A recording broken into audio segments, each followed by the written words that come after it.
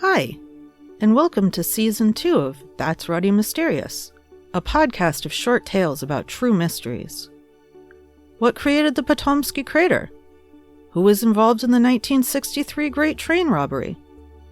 I'm not going to solve those mysteries, but they'll be interesting to learn about. I'm your host, Kelly with an I. Transcripts and references for all episodes can be found at that'sruddymysterious.wordpress.com. No apostrophe and no exclamation point. Today's tale is about Attila the Hun. Attila was also known as Flagellum Dei, which is Latin and means Scourge of God.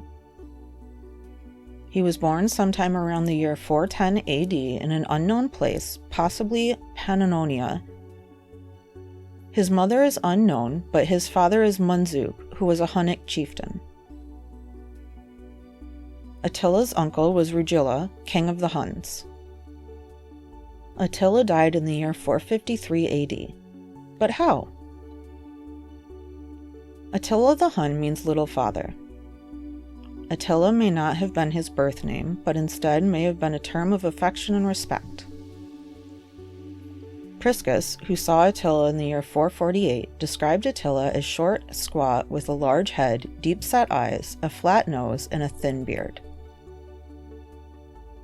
Attila was the military ruler of the Huns. He brought together multiple tribes to create large armies. Attila's troops were ruthless, so they easily destroyed cities and claimed territories. Within 10 years, Attila went from leading nomadic tribesmen to leading the Hunnic Empire.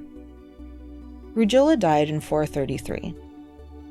Attila ruled the Hunnic Empire between the years 434 and 453. He ruled jointly with his brother Bleda until 445. He was one of the greatest barbarian rulers to fight the Roman Empire. He led the Huns to invade southern Balkan provinces and Greece, then Gaul and Italy.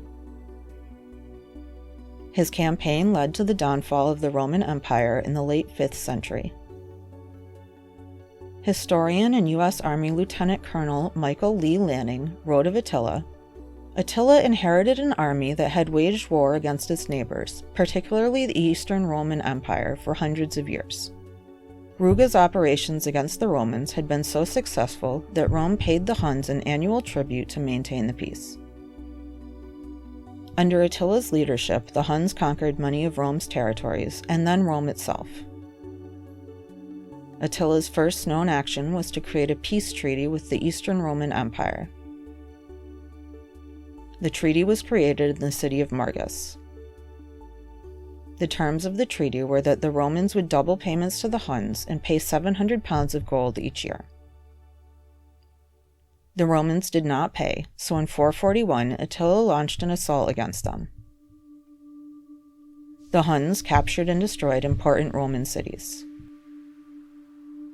In 442, the Eastern Romans created a new truce, and in 443 Attila resumed his attacks. Attila's actions between 435 and 439 are unknown, but it looks like he was subduing other barbarian people to the north and east of his kingdom. This was partially due to Attila's ruthlessness, but also to Attila's willingness to break treaties he'd entered into. Attila would first create a treaty, forcing concessions on the cities he was entering into the treaty with, then he would turn around and attack those same cities. In 445, Attila murdered his brother Bleda and took over ruling as an autocrat, or a ruler with absolute power. In 447, Attila began his second major attack on the Eastern Roman Empire. In the spring of 450, Honoria, Emperor Valentinian III's sister, sent a ring to Attila asking him to rescue her from an arranged marriage. Attila agreed and took Honoria as his wife. For a dowry, he demanded half of the Western Empire. Valentinian tried to intervene but was unsuccessful.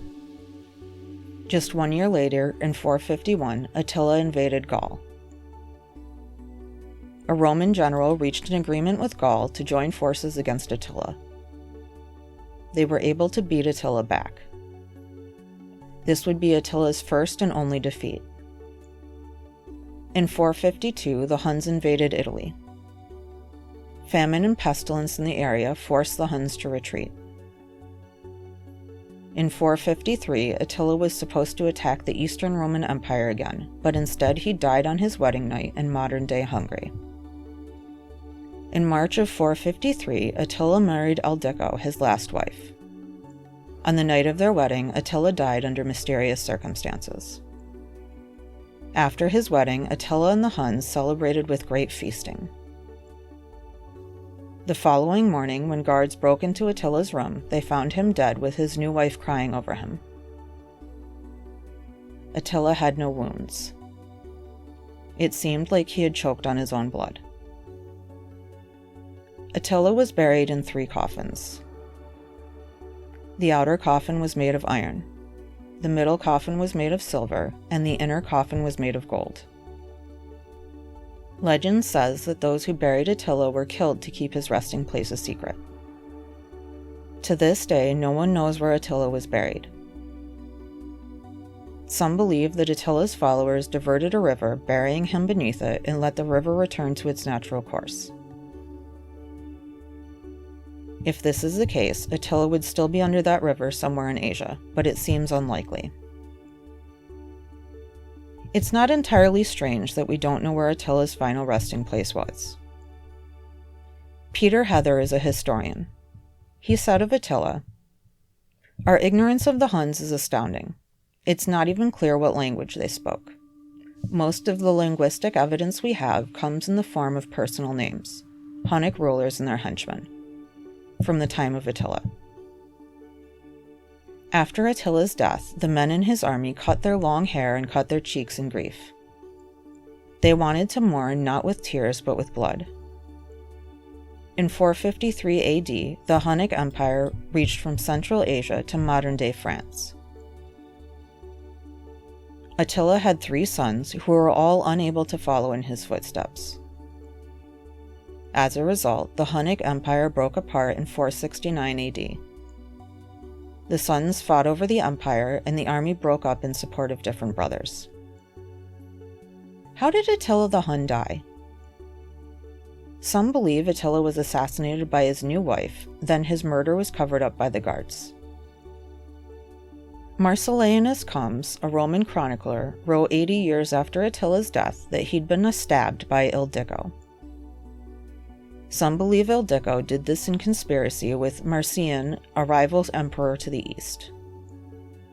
Most scholars reject this theory, however. Some believe that Attila died accidentally because of alcohol poisoning.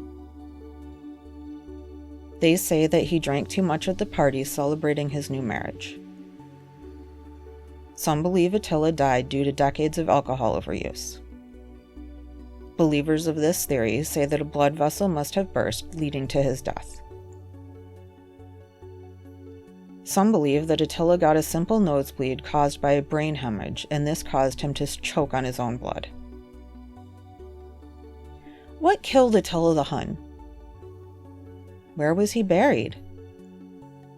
What do you think?